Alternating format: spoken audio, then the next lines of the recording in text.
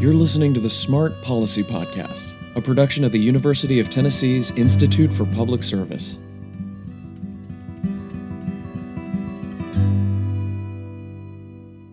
Late last year, the Maury County Commission approved the spending of $920,770 in opioid settlement funding, abating the opioid crisis in their community from multiple angles.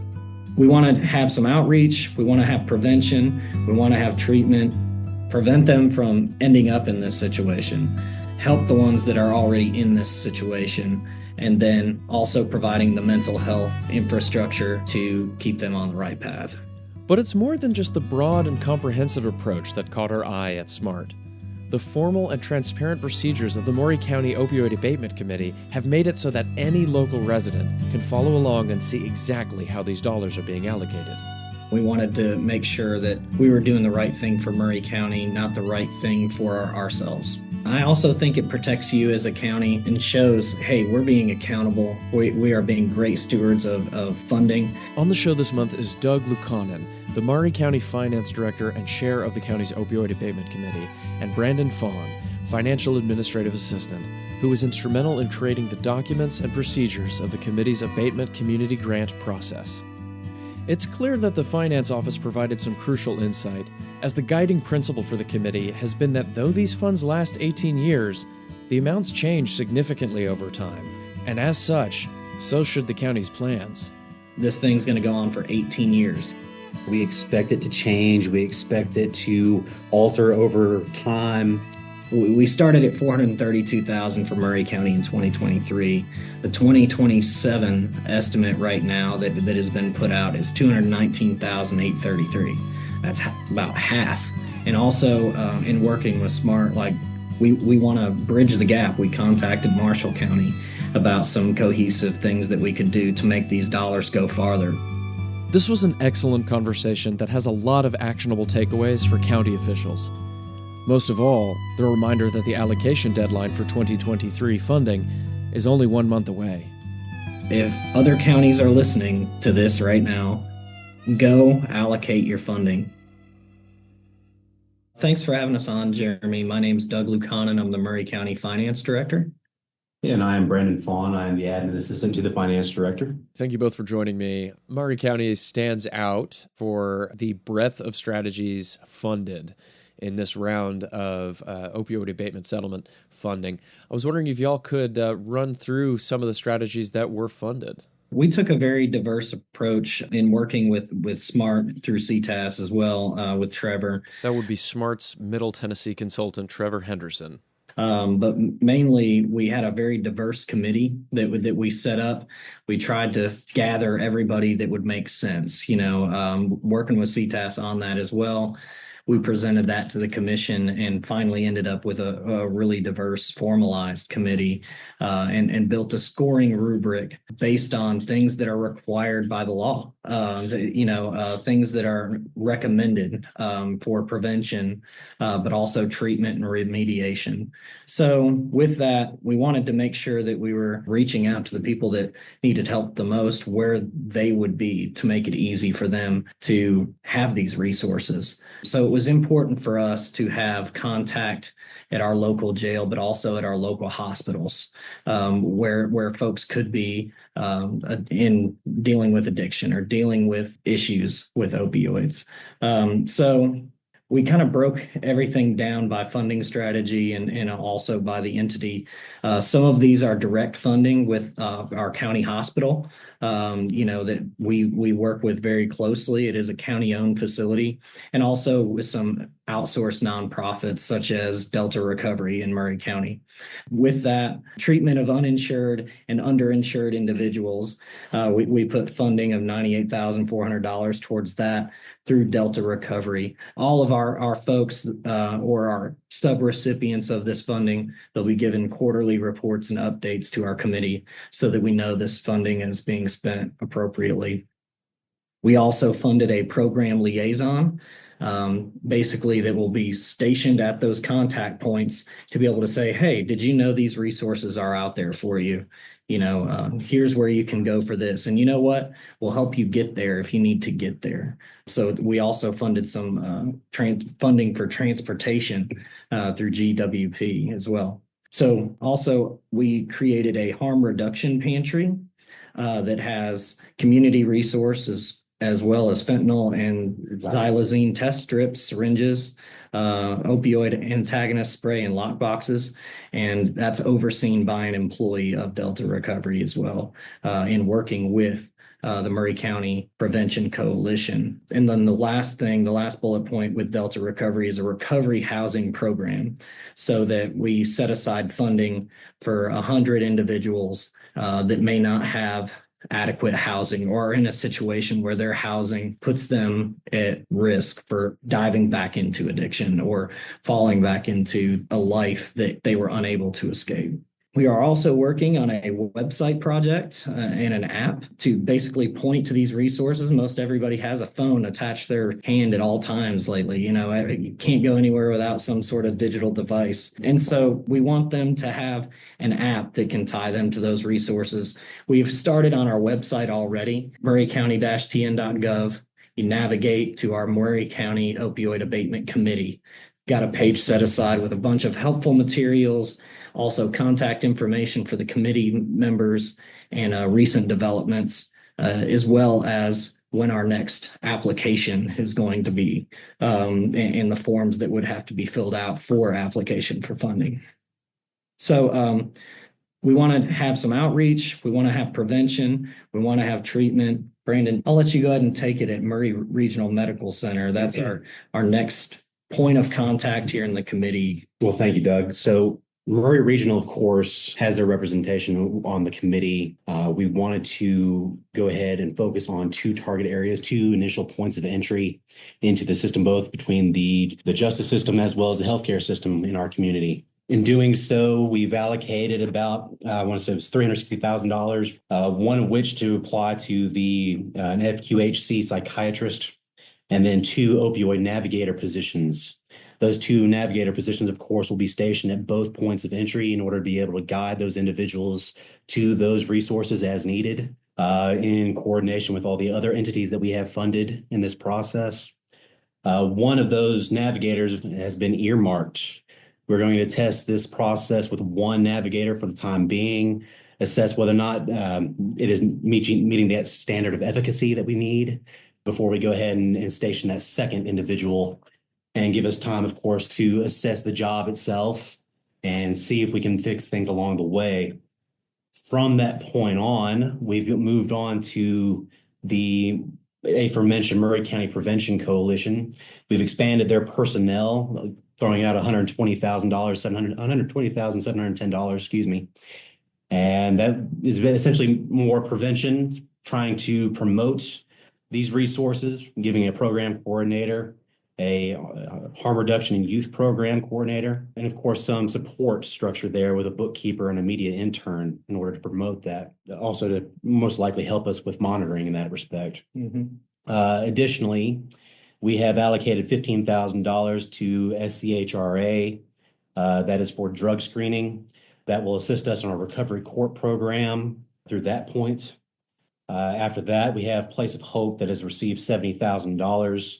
That is strictly for supportive living, also for counsel and a case manager as well. So those residential treatment services and transitional housing will also support this entire initiative. After that, we have GWP Recovery Ministries. They were the last on the list, waiting status update with the state of Tennessee.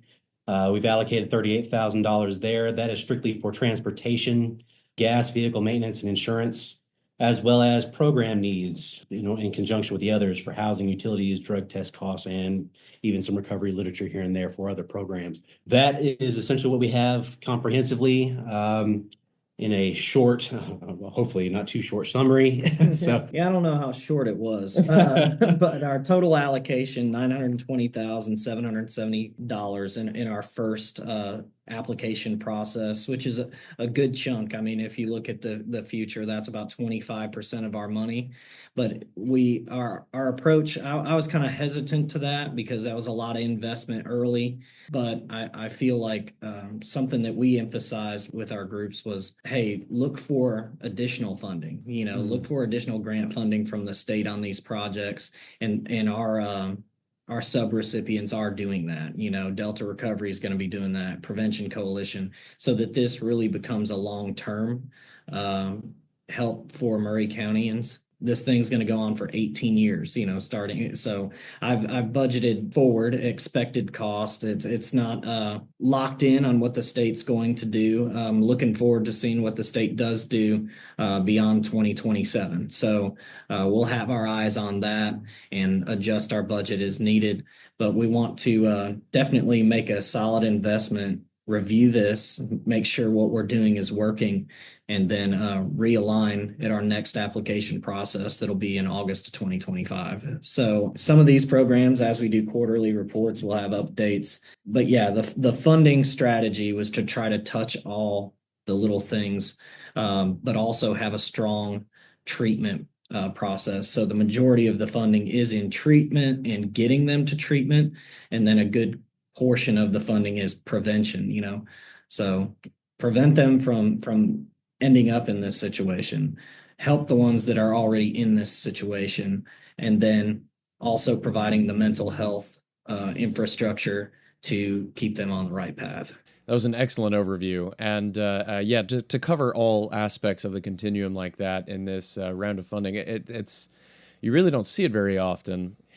The connection to the diversity of your committee itself, I think, is a really excellent point of this because, I see here, Doug, that you chair this. So you are the county finance director, and your vice chairman is the county's general sessions and juvenile court judge. That's an interesting perspective on this. Not a lot of counties have quite those positions. You do sometimes see judges. You do see finance directors involved, but you see a lot of sheriffs as chairs. Now, y'all do have a sheriff on the committee. You do have the health director. You've got representatives from the local healthcare system. You've several people from recovery organizations. I see Delta Recovery, GWP Recovery Ministries, a number of different aspects of this all connected as well. Of course, I'm not listing everybody, and I encourage people to go to your website, which is in the show notes, to see the full list. But that breadth of experience and diversity of opinion, law enforcement, healthcare, prevention, on and on and on, has undoubtedly fed into this. There is something to be said, though, about how some of these individuals, their organizations, were also represented in these applications. Can you say a little bit about how that played out in the application process? Definitely. So we wanted to be very objective. We wanted to make sure that we were doing the right thing for Maury County, not the right thing for ourselves. And in doing the right thing, we're going to see results from that. Right. CEO of Maury Regional's on there, Dr. Cheney. He brings and he is a doctor, before he was the CEO. And so he's dealt with this, in his career. We've got folks, like you said, representing the jail and sheriff side of things, where it's like we see the addiction, on this side. By this point, they're in trouble for something, and we're trying to fix a problem there as well. Right, exactly. And then we see them go through the court process. So we basically used abstention. We are on the committee for the right reasons.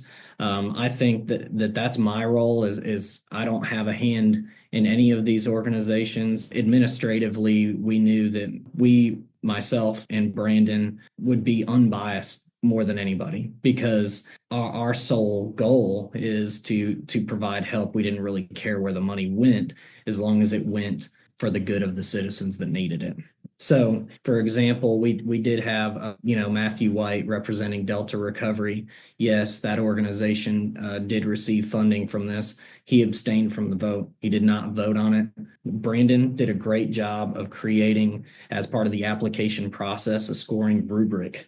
And so every committee member privately had to score it based on their program and project description, what the work was going to be like, the timelines of that work, the feasibility of it actually working, give it a grade on its budget, then the demonstration of need, alignment with our committee's goals, which we established early on. Also, out of 10, how are we leveraging community partnerships and funding? Is this a collaborative application that includes Delta Recovery and the Prevention Coalition? Is this something that two entities are working together towards a common goal? Or is this strictly one set of funding for one purpose? Then strategic goals and sustainability, and then a monitoring and evaluation plan. So each board member had to give a score on each of those things. And that's outlined honestly in our guidance, when the funding's originally given. And so for us to, make sure we're abiding by those things, but also being transparent and fair with grading, that's the approach that we took. So our meetings are recorded. We take minutes of the meeting. It's as formal as it can be. You can listen to some of those, and you will hear some people disagreeing. Yeah. You will hear some of, I believe in this, but I don't know if I want to fund, $300,000 of this. I think let's diversify. Let's go in this direction. So, held each other accountable. I also think it's good, like you said, a very diversified committee. Our original committee that we formed, it was informal in November of 2023.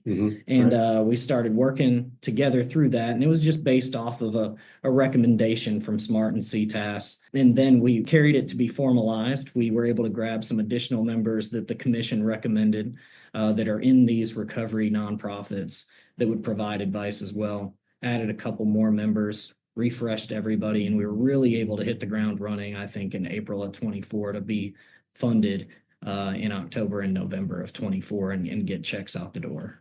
And also in working with SMART, we want to bridge the gap. We contacted Marshall County about some cohesive things that we could do to make these dollars go farther. Contacted Giles County, and people are interested, and we have money left over for the remainder of this. So I only see this getting better, but I'm really glad you brought up that formal process, because that is something else that we noticed as being particularly admirable. And of course, the sunshine nature of it all. You said the meetings are recorded, they're public record. That is a transparency that is really welcome, especially when it comes to these kinds of settlements that have significant political and just public interest. There are all sorts of folks tracking what's happening with these numbers across the country. And so that y'all are just doing it in the sunshine is itself really excellent. As the clerk of the committee and knowing the long-term scope of this, we wanted to at least lay the foundation, establish those processes in order to be able to permit that dialogue and that exchange between each and every one of those members. Cultivate that expert opinion within our community, all in one centralized location, and try to do so in some of these initiatives, particularly the county website project. We'd like to go ahead and compile all those resources in one centralized location in order to broaden that conversation and expand it further. Beyond that, though, the daily minutia of the committee itself, forms, procedures, voting processes on that. There weren't any until we got to work on it and found that we needed things that are otherwise trivial in nature, Yeah. go a long way in establishing that foundation and just some sort of modicum for them to be able to have that dialogue and discourse for exchange of ideas and how best to approach this process. That was the big part of it. Like right now the structure is in place, application process is in place, and we've dumped, the work necessary from a good place in our hearts of why. Now, if Brandon and I, something, God forbid, happened to us, or the entire committee gets wiped out, there's a structure. You can go back, you can just copy and paste, look at last month's meeting and hit the button, just turn it back on again. And no matter whose names are on the committee, that's something that we can be proud of establishing. And Brandon had a huge part in that and keeps me organized. These are a lot of people with big ideas. These are a lot of people that are 40,000 foot view, but also can get into the minutia and how things are being done, which is a good, transparent, diverse group of folks.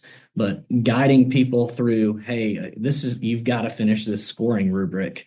It matters. You've got to give, a score to this, but also give your message in the committee meeting as well. Well, even barring what insurance companies might call an act of God, you said correctly that these settlements will go on for 18 years. So at minimum, this process is set up to outlast appointment terms, elected terms. You've built in a resilience to the very real situation of political terms and what it means to manage a source of revenue for 2 decades.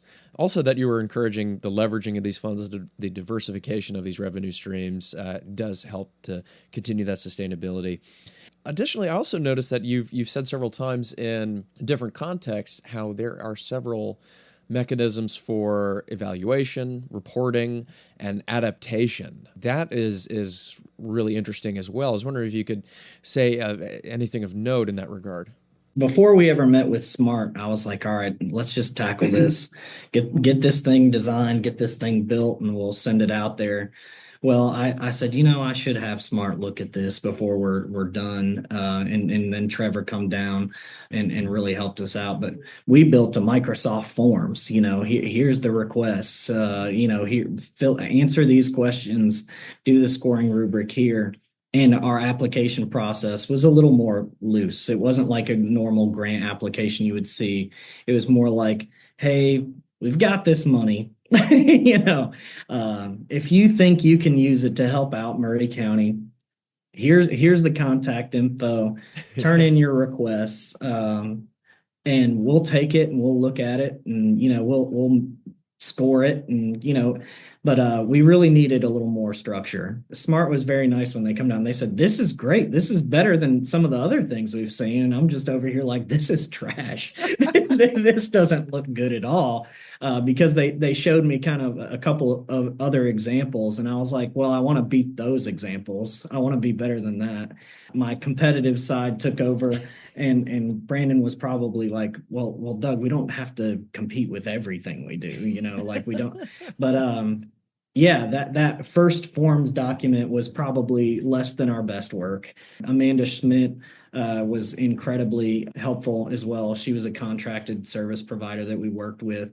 She's also with the Prevention Coalition, but she had experience as well. We worked with her to kind of have her review some of the things we put together as well as with Smart so that we had a full breadth of everything. Honestly, though, Brandon's input of time into the application process, editing it, building it, taking the minutes of the meeting, my hat's off to this guy right here. Because then he has to deal with me and elected officials and judges and everybody wants what they want and he's just trying to make it happen in an application process.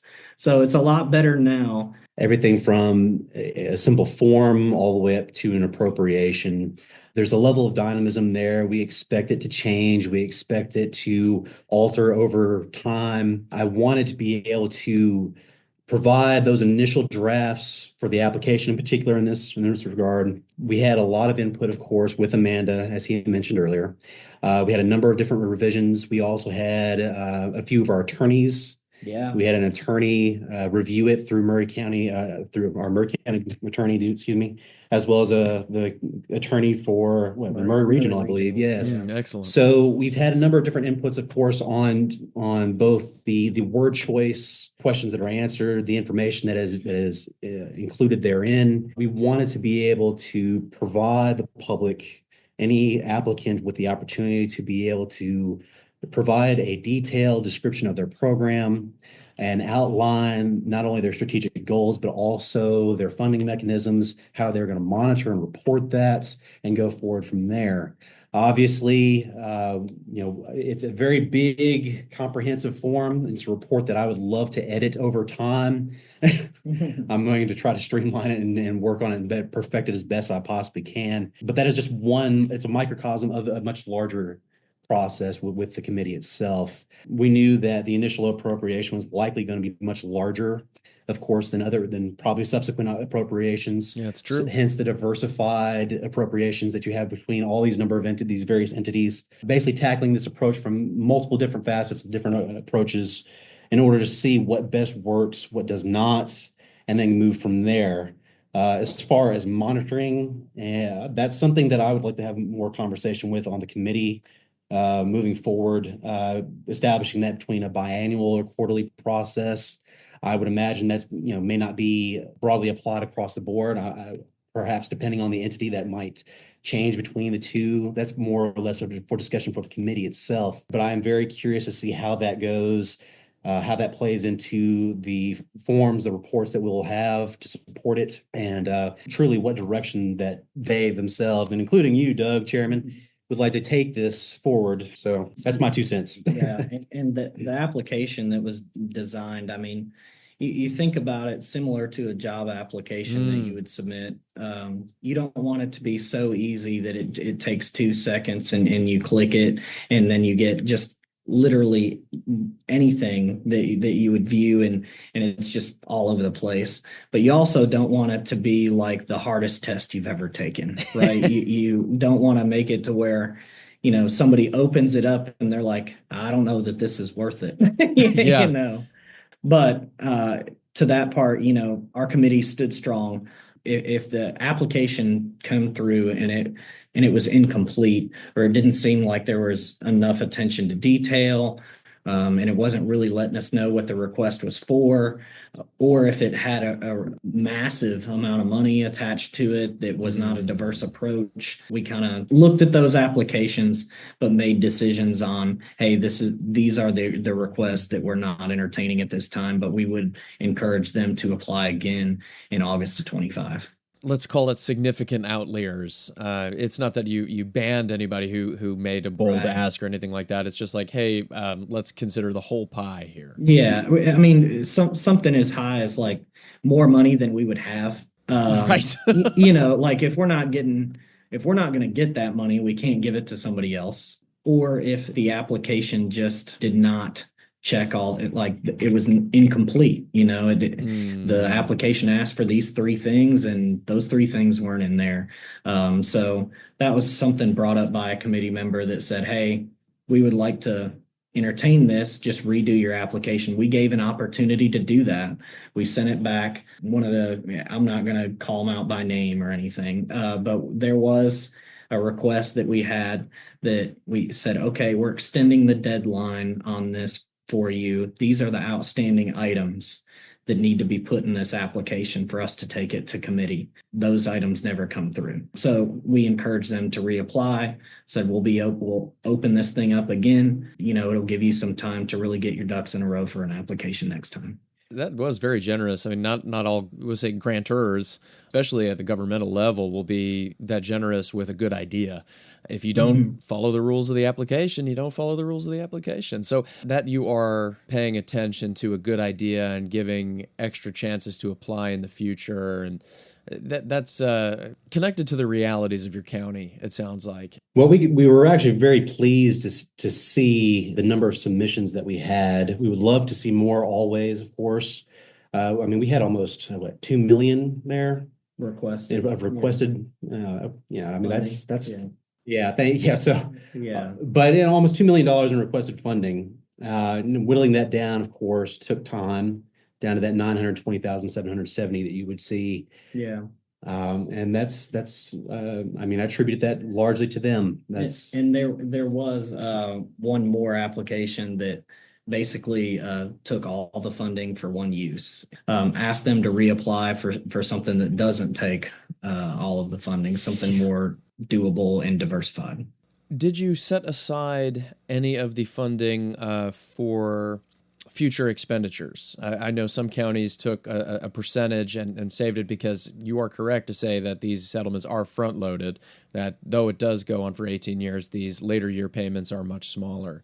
We checked our amount on hand, made sure we had a total there. As of today, on hand, we had $1,442,000. And like you said, that's part of the front-loaded state payment.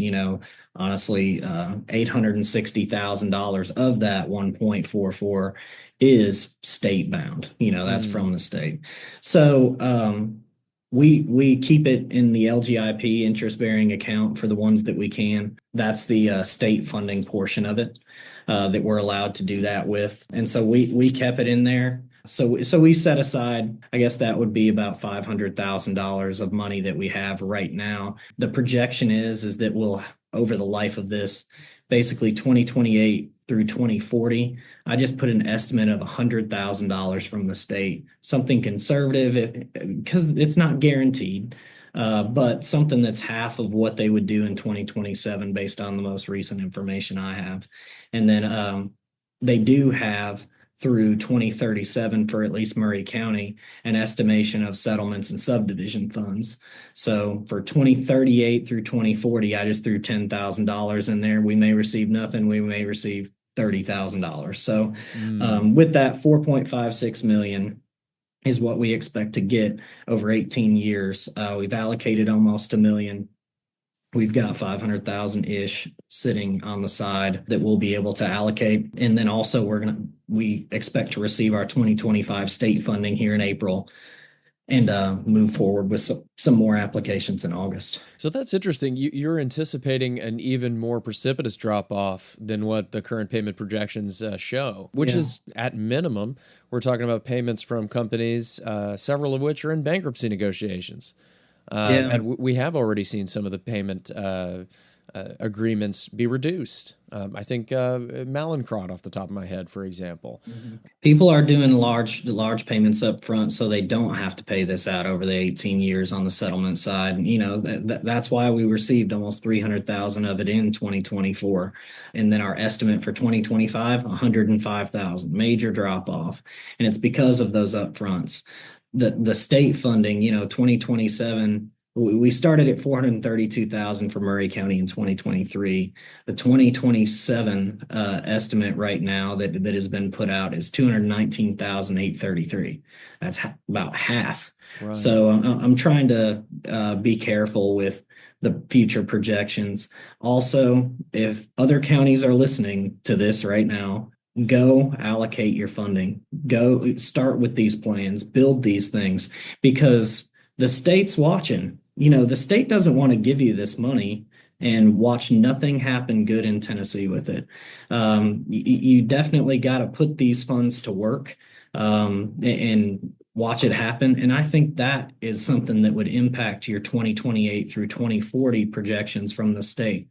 If we can show plans that are working, and things that are executed that are going a long way towards helping Tennessee, then I think they would be more apt to fund it. So from a financial perspective, I think if we start hitting the gas pedal as counties and they can see that in the quarterly report that we file with them, they'll get excited about it. And we can have results to show for it. Partnerships as well. That's something that I would very much like to see more of with neighboring counties. We'd like to get more of a comprehensive list and reach out to more of those entities in our own community that tackle this issue as well, and see if we can't get them before the committee at some point with their own request, if not just inclusion on or their input on the website that we intend to compile all this information into.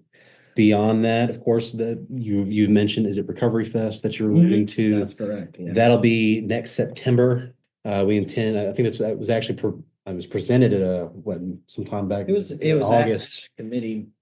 I expect to see us probably put or be at least asked to put a small amount of funding towards Recovery Fest to help prevention and community outreach as part of the application process. It was certainly positively received within the committee. Of course, we just couldn't do anything about it because of the difference in fiscal year. So it was a timing difference.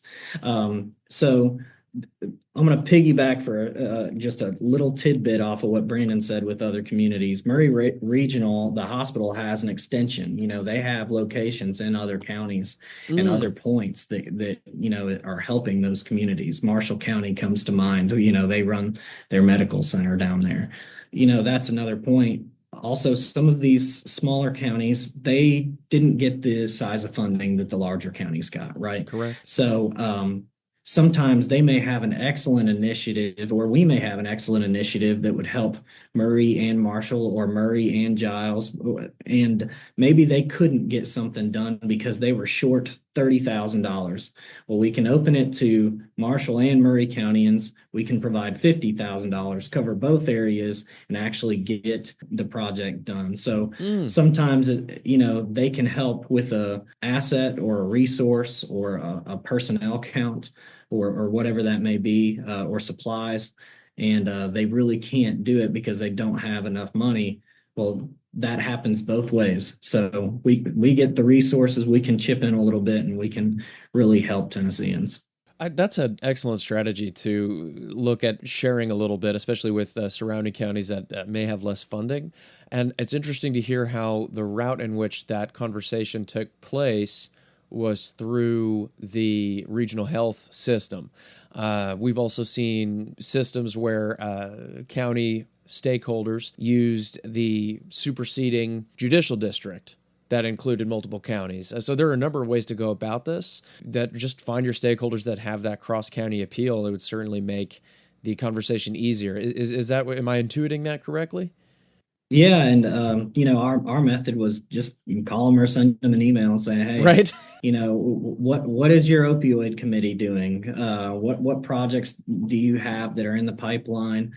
Are those things that such and such county would be interested in sharing the cost with, and we can provide some of the benefit to your county on? So, and that goes both ways. You get asked, but you also ask others. I mean, at the end of the day, this is a problem that doesn't adhere to county lines. Yeah. So by all means, expand those partnerships and see if we can't lessen the impact. I grew up in a rural county. I grew up in Marshall County. It's my father lives there, and in some of those smaller counties, there's a lot less things to do, and it ends up, let's go get high is the answer sometimes. And so if there are areas that need funding or need resources, that's what you're going to need to do, and just believe it or not, like that's some of where the problem lies. So finding things for people to do and providing them resources and sharing the importance of prevention to help them in the long run is going to help. You've said prevention several times, and I think that's a very important role in here, and that you've mentioned the significant involvement by your prevention coalition. Now, there are some counties that don't have one. There are certainly associated partners that can help, nearby prevention coalitions from adjacent counties, or the Tennessee National Guard, or Prevention Alliance of Tennessee. There are a number of excellent organizations that can help. But how would this have looked different if you were a county with less money and no local prevention coalition? What might you have done in that situation? I feel like this is an opportunity for either your local prevention coalition to grow and create a satellite location with just a different name that makes it feel more local and that people are behind it, or share and invest in that resource so that it can happen together. But Brandon, you looked excited about this. I'm gonna let you let it rip. Well, fortunately, we had the benefit of being off the I-65 corridor, and you have Williamson County to your north. Of course, had we been in the same boat as some of our other surrounding counties, I would probably appeal to those as well in order to extrapolate from their resources and see if I can't utilize that for any of our own programs. In the absence of, say, a number of entities within our county, which is something that we've been very fortunate with to have, actually. I'm not entirely sure what I would do in that regard. I'm not an expert in this field, so I'd have to defer that to someone else. Yeah, we're finance guys. At the end of the day, it's just numbers for us and trying to figure out how to get the best out of it. Right.